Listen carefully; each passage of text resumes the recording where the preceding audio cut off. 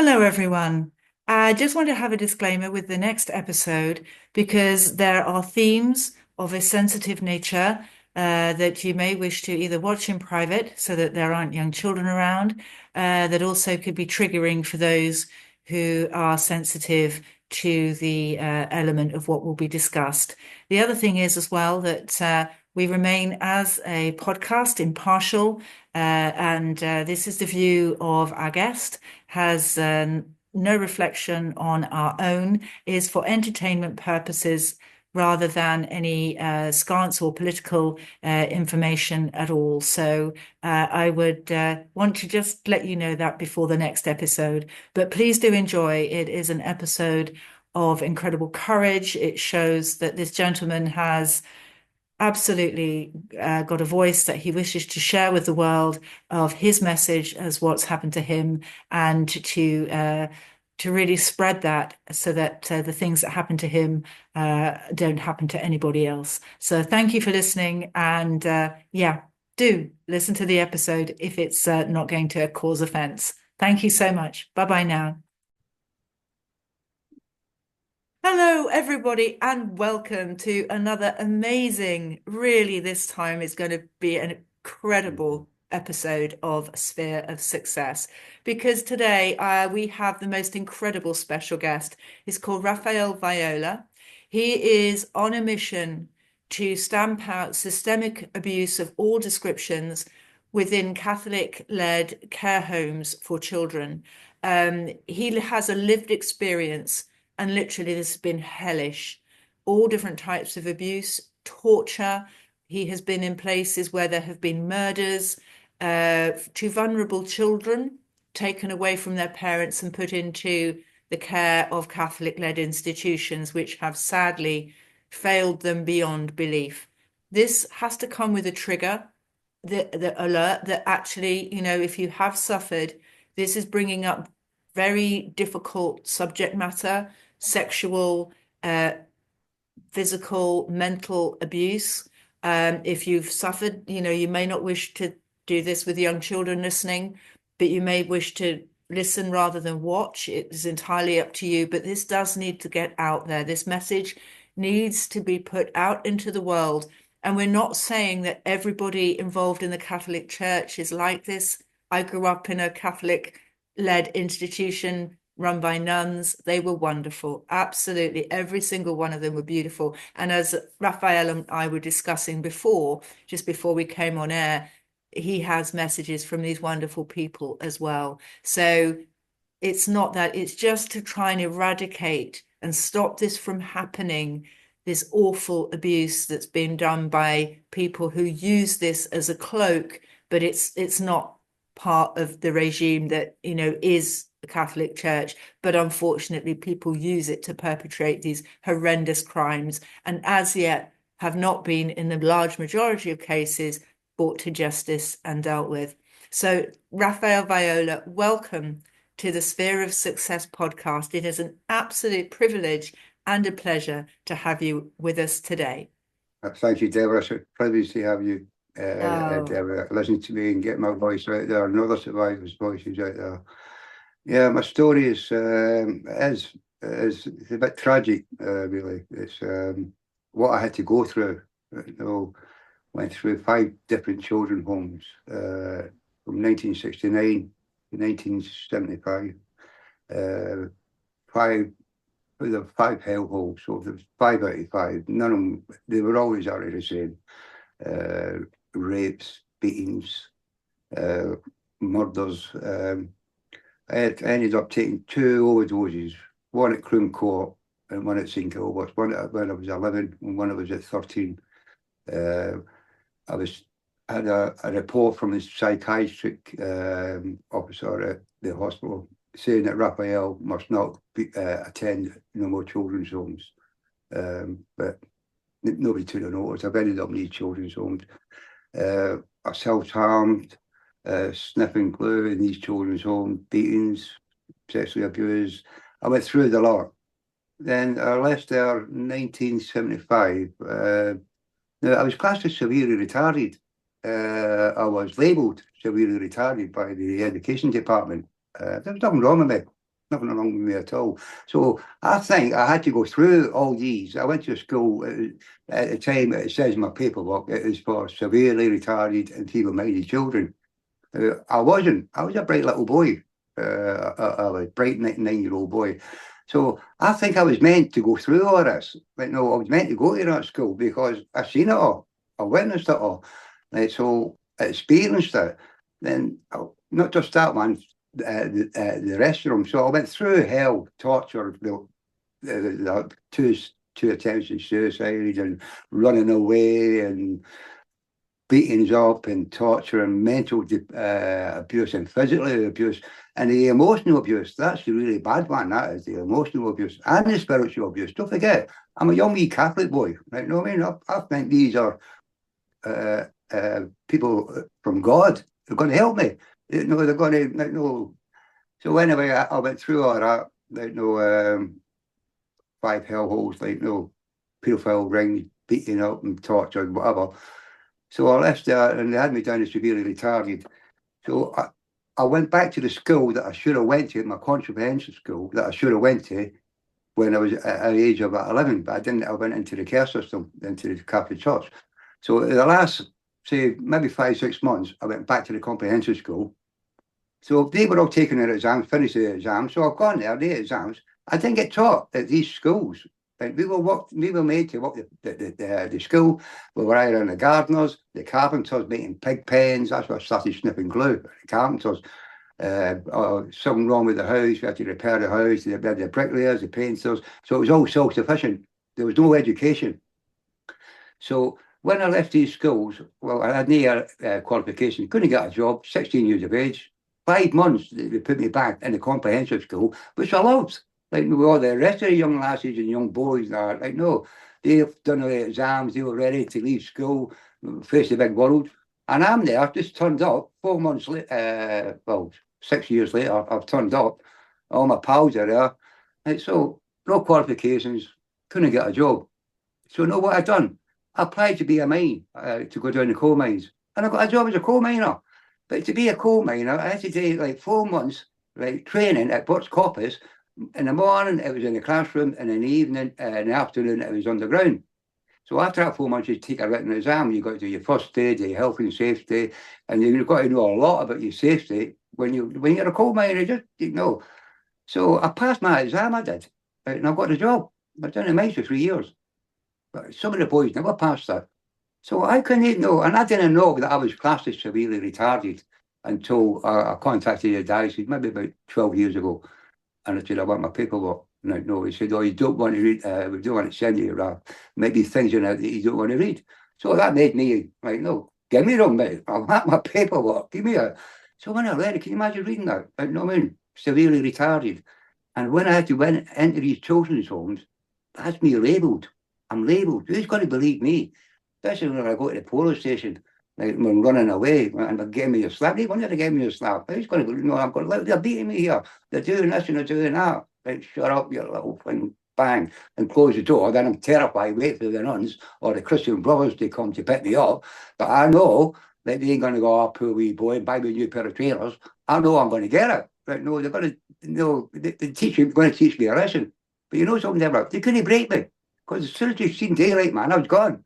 Oh, I'm off. Right, no matter what. And that's what I'm saying. It drove me to a couple of attempts of suicide. But I'm fortunate I'm still here. So anyway, I went doing the mines, got a job, doing the mines, did it for 3 years. Yeah, my uncle got me a job pipe fitting. So I became a pipe fitter's mate to a pipe fitter's welder. I taught myself, right, no, from that. Then the recession come. Right, now, that was a good job pipe fitting. I was on good money. British Leyland, I worked at British Leyland for 3 years, doing all the water mains, the industrial water mains and the gas mains. 7 days a week I worked there, 7 days a week, 8 till 8. That was a good old days, 1970, I can't remember, no, 80s, I think it was. Anyway, so then the recession come. So I'm unemployed, needed to get a job, a bad recession, I think it was a 3D, manufacturers just come in. So the power cuts, there was a bad recession going on, so there was no work. So I got myself into trouble, ended up in jail. Done my jail time, come out.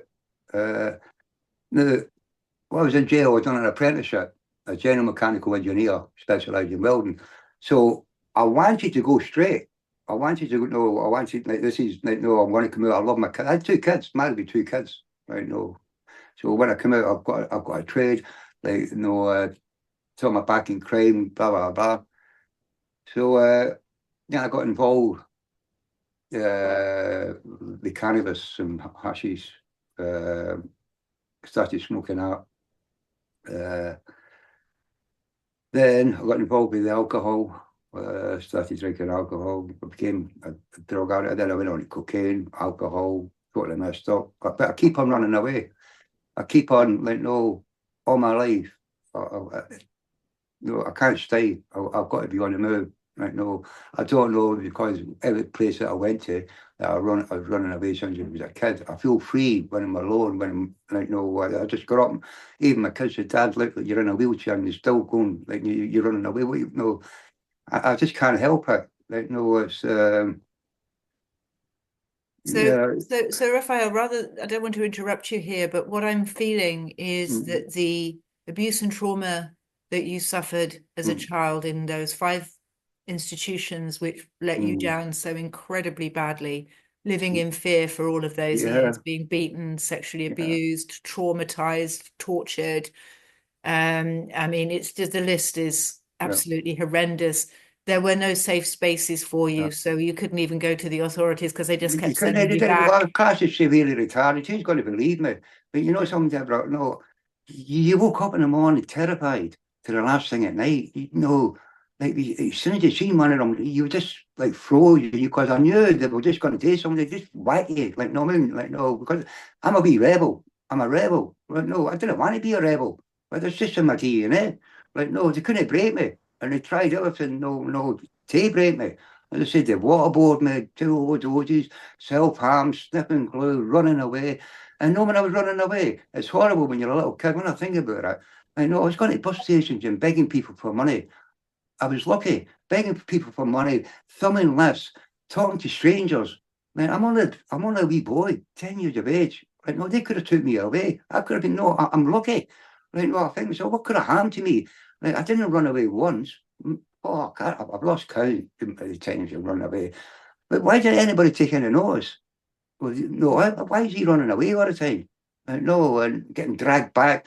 Even when they take me back to Croom Court, the car was pulling up to the main building. I'm trying to jump out the car when the car was, like, no, when the car was running.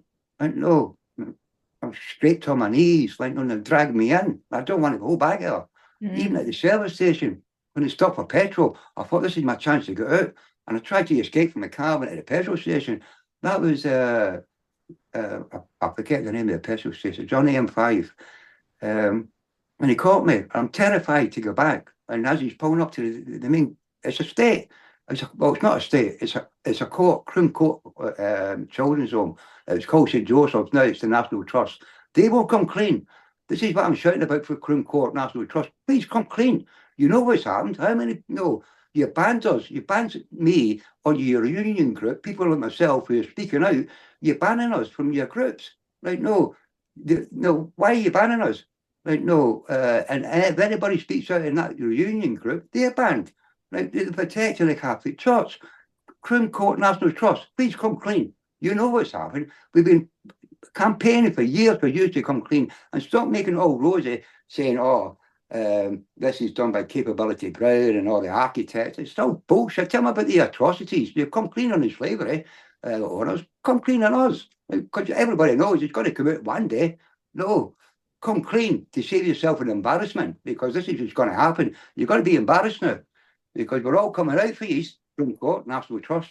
Mm. Anyway, yeah, that's And so bringing this back then to your childhood and how the trauma and abuse invaded your life to the fact where you say the only time that you felt free was when you were running away. yeah. Yeah, I tell you what, no, it turned me. I was living in Holland at the time. I've been homeless. I've been everything. I've been living. That's what I do. I've fallen. I got to get something at my nut. I'm off. Thumb left. Just go anyway. No money on me. I left my daughter's house for a fiver because I knew I was broke. They broke me. I was an alcoholic. I was a drug addict. I had nothing. My children were looking at me, going, "No." I felt really ashamed. proper ashamed. I got one morning, 6 o'clock in the morning, like it was winter, I think it was about February. I walked to the M6 motorway, thumbed the lift, and somewhere in Oxford, near Oxford, got another lift. I ended up in Cali that night with a fiver, £5 in my pocket. I've ended up in Cali. I slept in this place called the Jungle in Cali with all the immigrants. Well, this is years ago. And because my life, and I didn't look back. I thought, I'm not going back there. I cannot bring this on my children. I can't bring this on my family. Like, I was so ashamed. Like, no, tears were running down my eyes walking away out of my daughter's house. Like, I left my daughter at 6 o'clock in the morning, frosty. Like, no, and I've ended up in Cali. So my idea was, I've got family in Pamplona. So I thought, I'm going to go to Pamplona and see my family in Pamplona. And ask for a bit of help. They live at Pamplona, in the Basque Country, on the border of France. So I never had any money. I just jumped in trains, told the conductor, got any money, mate. I've been robbed, got my passport. They either chuck me off the train or take my name and address or let me off. So I just begged my way all the way through. And I got to Pamplona and I got a thumbed the lift. And this farmer pulled up, gave me a lift. And he goes, you want a job? So I've ended up going in the Pyrenees. He's picking grapes. Not picking grapes, no, the leaves, the vines. No, honestly, God, I've done that for about 2 months. Like, no drink, no drugs. And I tell you, like, no, it was the best thing I ever done. To go over the top of the mouth with chest foot. And that's what made me switch. I switched. I had no drink, no drugs. And I was away for 3 months. My family didn't even know where I was.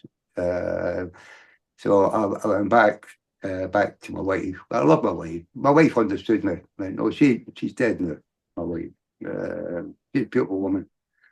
You see, the thing that I'm hearing here is that the repercussions, the ripple effect of this terrible tortured childhood has the issues with future relationships, with work, with when we are stripped of our own self-worth and our own, when we're stripped of being a human being by those people who we are in the care of, and we fear every day not knowing if we were what the abuse. We knew we'd be abused, but we didn't know what the abuse for the form that it was going to take. Many times I've cried, when I was a kid, like, no, like, why me? Like, no, it's no kids crying, but this is a different kind of crying. This was, no, it is. It comes from the soul. I understand. I mean, why get treated like that? Like, that's no mean. And seeing the other kids getting treated as well. I still picture these kids like that from court, because some of these kids were really, like, they've been traumatized before they went there. They've seen some horrible things, like, and no, I picture them. I still see the comments and their actions, and I know they were very, very vulnerable. Like, I mean, no, they've seen enough horrors in their lives. Like, no, because that's what made them like that. Like, no, when little kids that get traumatized so much when they're small, like, they're just going to a different mode. They're different. Like, no, I've seen them, but I still see it now in children. I see the traits. Like, no, and it hurts me. These children should have been nurtured. They should have been loved. They should have been looked after, not slapped, not raped, not beaten, not get treated as low lives like cattle, because that's what they were. We were just actually, you commodities. don't. I know there are people that do, but you don't treat animals like that, exactly, do you? exactly. You don't. I mean, some people do, but we well, that's think the they're easy to monsters. fight. That's man. I want to fight. I'll think of him. I'll think of John Lamb. Like, John Lamb, he was at Croom Court. Now, he was an orphan. He was at Croom Court. Like, well, I can mention his name because his name was in an inquiry. Wasn't read it, but his statement was there, and everybody knows about his statement. I've got his statement here. He was getting raped every week by Father Edwards at Croom Court. He was an orphan. He couldn't tell the nuns because he witnessed a murder like before a while back. So if he told the nuns he was getting raped because the nuns used to say to him, go up to Father Edwards' cottage. He lived at the top of the road, top of the court, and do his chores, chop his fire with his kindle, and empty his bins and do his compost and all that. He used to rape him every Friday, right, and put him on his knees and smack him until he put himself and says, I'm doing this because you didn't confess your sins properly. But this was happening every week, and he couldn't go back and tell the nuns. like what was happening, because if it's in his story, it's in his statement. If I would have told the nuns would have killed me like they've done with the other boy. They says, so I had to keep my mouth shut. And who am I going to tell? I'm an orphan. Like, no, I'm at the school. Like, no, like he couldn't read and write, but he could read Latin, because the nuns used to lock him up 2 months at a time in a room by himself and force him and beat him into reading Latin. He could read Latin perfectly because he was an old boy, but he couldn't read English. He couldn't write English. Like, no, it's all his statement. Like, no, it's like, no, that's the kind of people who they were. That's who And they were. so, Like, and so and beat moving him on as in well. life. And beat him as well. Because when he was getting beaten, they were beaten. They took him into the dining room, dragged him up the stairs, and when they took him into the dormitory, there was 4 nuns there waiting for him.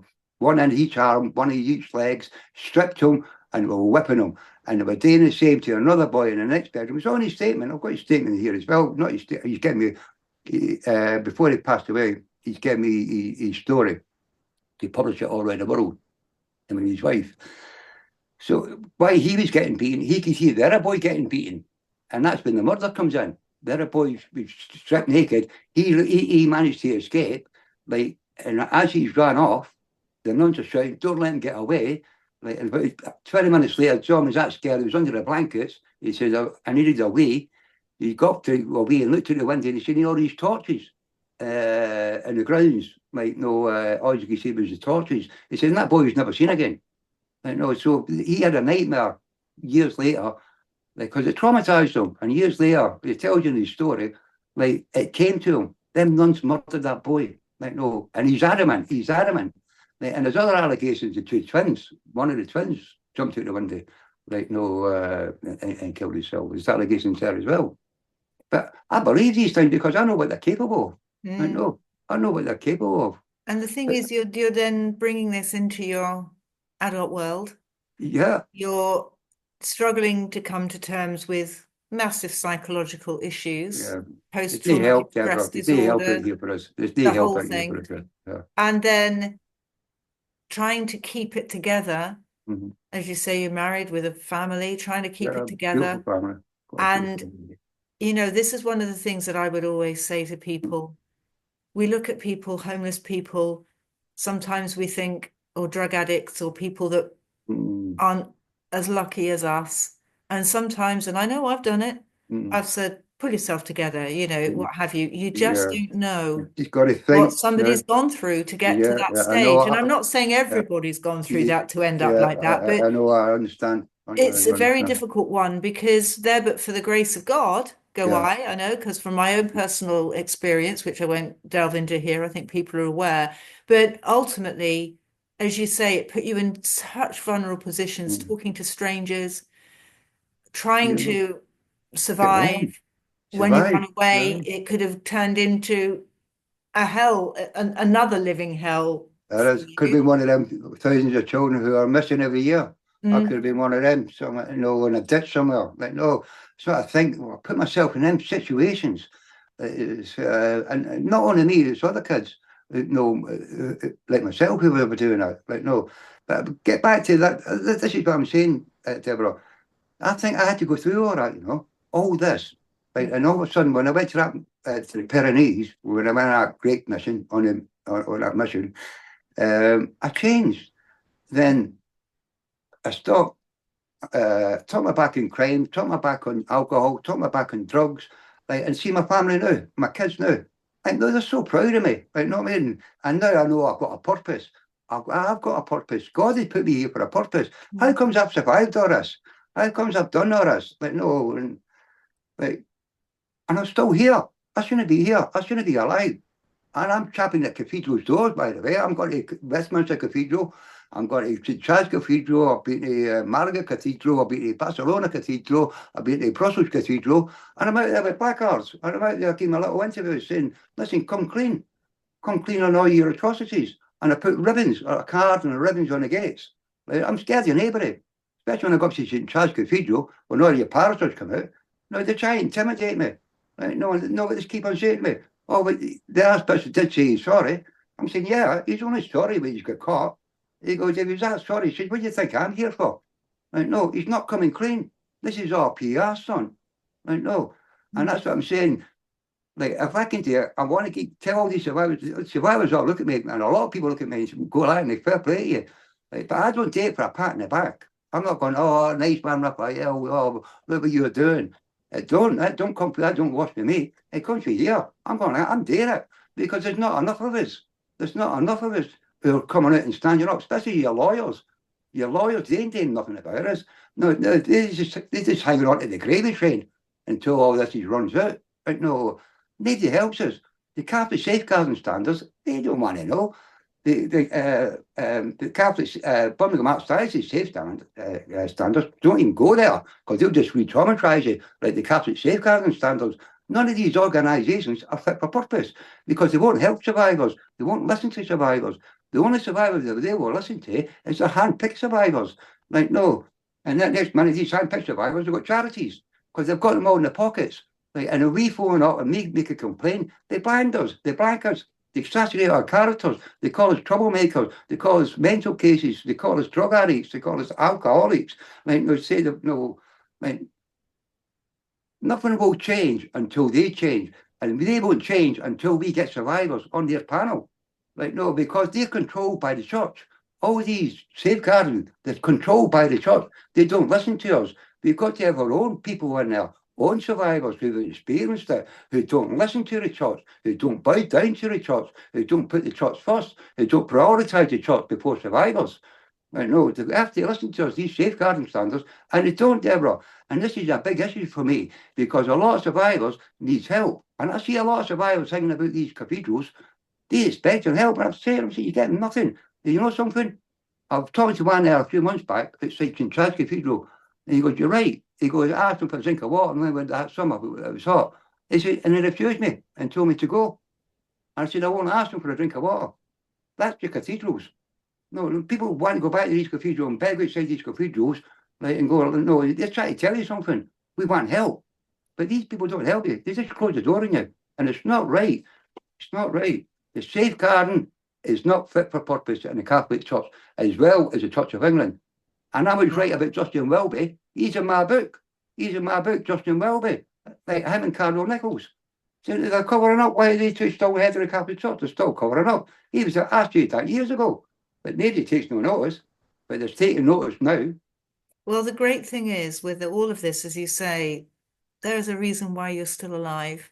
There's a Yeah, reason why you're here stating your truth, yeah. stating your message. And I'd like to hear from you because people don't want pity. No, I don't want They pay. want I know, justice. yeah, that's what I'm saying. I'm a tough guy, And, man. I've been through it. I don't need pay. You know. you in your respective now having a purpose, Mm, which you said that, you now have a purpose, mm, which has, from what I can tell, mm. been an amazing benefit, an amazing, beautiful Right. thing in Yeah. your life to have your purpose. Yeah, as I'm happy now, my children are proud of me. I've turned my life around. I've turned it around, and I'm going like, look at me, look at me. How have I managed this? How have I got this far? I think I'm living in a dream. To tell you the truth, like, no, it's Well, this is what it's like to live in yeah, the I think world because you're that, helping people. yeah. I'm getting it out there. I said, listen, you ain't stopping me. I'm not being quiet. I'm going to shut your doors. I'm a scabby dog. I'll be back here shutting your door. Like, no, I'm not going neighbour until you come clean, until So, you change. yeah. So, Like, no, Raphael, what I'd like to hear from you, if anybody is listening out there that can identify in whatever yeah, regard with what you're saying, mm, maybe they could have been a witness, maybe they could have been traumatized and abused yeah, themselves. Um, what would you say now to those people as you're now living your mm. life in your truth and your purpose? What has your purpose done for you? And how would you help somebody else who is searching for something and in a place where you have been? What hope would you give them? Well, I say to them, like, no, speak to other survivors, get engaged with us, because we can help you. Like, no, just by talking about it, like, no, we can. Like, no, because we've experienced it, we can understand. Like, no, we know what you're going through. No, you're not alone. And get your story out there.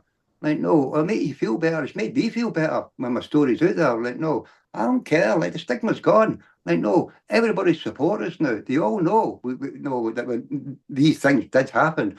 Like, no, and no matter what, just keep your head up, right, and get your story there and talk to other survivors. There's lots of platforms that you can go on, and people are there here to help us.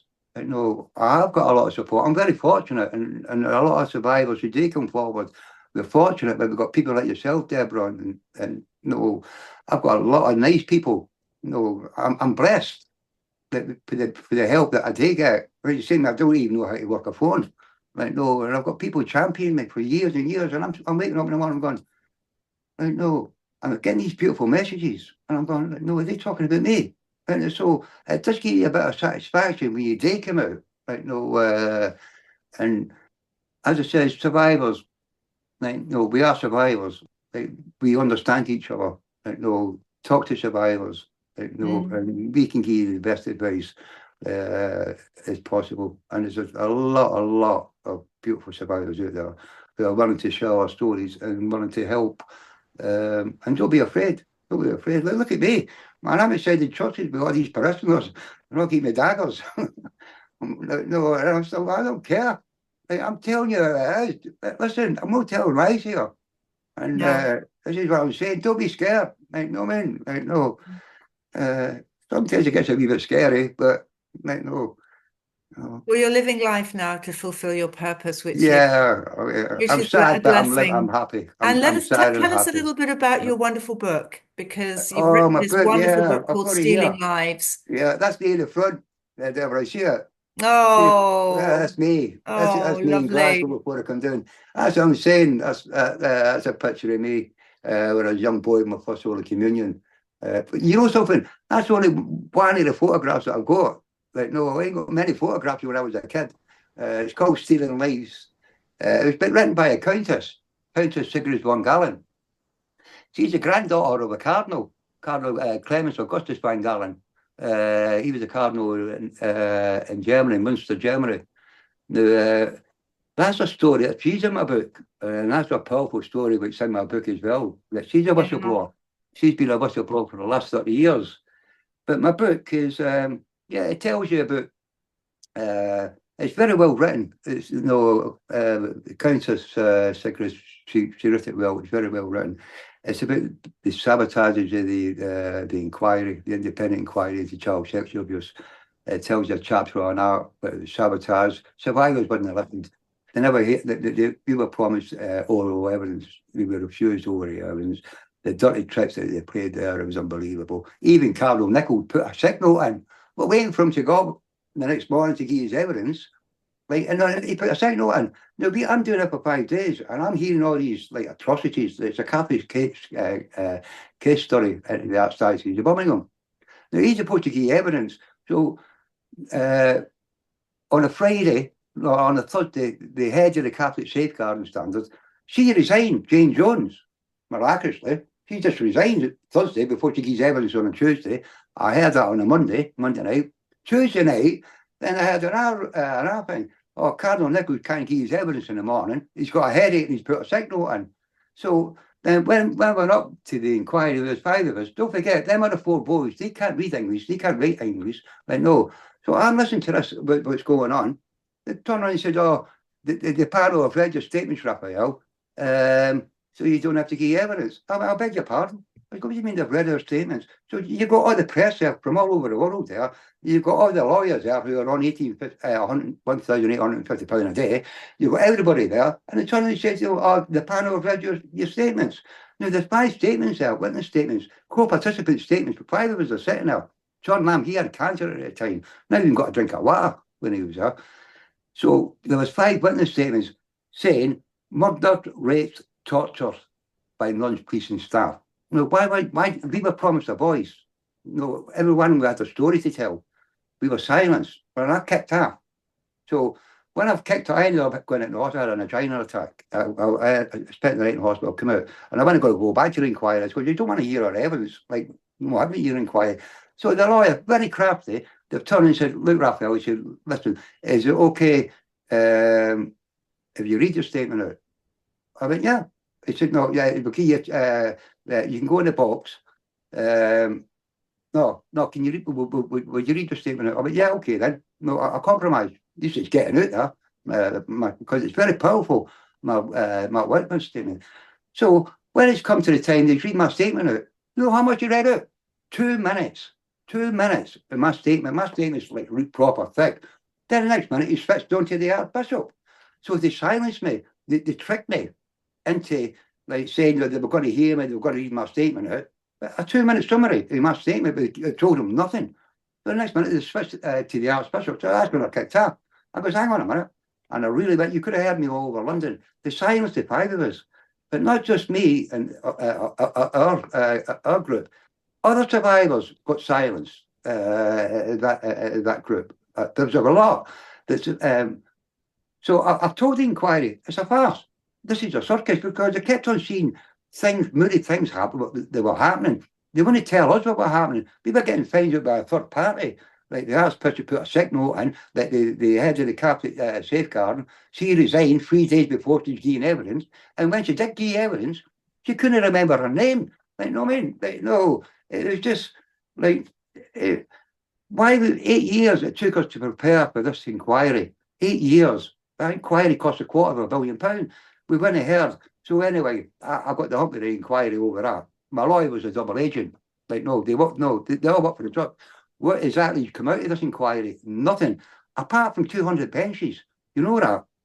Professor Alexis J and a panel got 200 benches dotted around the country, like in Wales and England, like in parks. We need to consider them. Like 200 benches. That's all we got at a £250 million inquiry. 200 benches. Like, and everybody's kicked off about it. What about us survivors? Well, you can get me a new wheelchair. Like, know what I mean? We get nothing. Like, no. It's £250 million spent in that inquiry. What has come out of it? Nothing. I'd love to go like that. Oh, look, that inquiry, they've done this, they've done that. Nothing. Oh, we put 19 recommendations into the to the government, to the Tory government. No, that was 2022. Like, no, what's been happening? Like, the inquiry went on for 8 years. Like, nothing came out of that inquiry.